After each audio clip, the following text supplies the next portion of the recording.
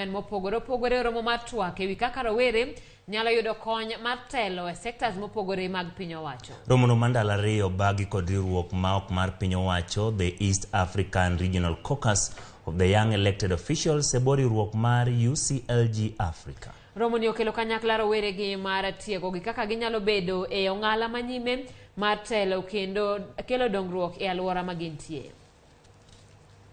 Watemo sumore paro kowuok kuom yiero no kendo kowuok kuom weche kata lony mowuok e pinje mopogore opogore magina 14 moloso the East African Region UCLG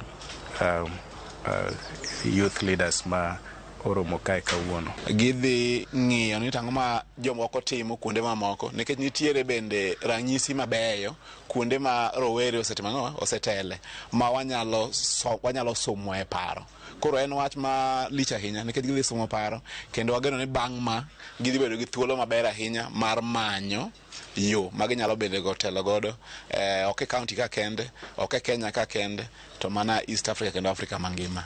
What we want to do is to create a network for the youth, because we are doing the same in other regions, the west, the north, south and the central, because we want the youth to be part of decision making. We want the youth to be in central and in decentralization in the municipality. This is where decisions are taken, and it is difficult for us to lead successfully if we do not have all the different sectors of the community.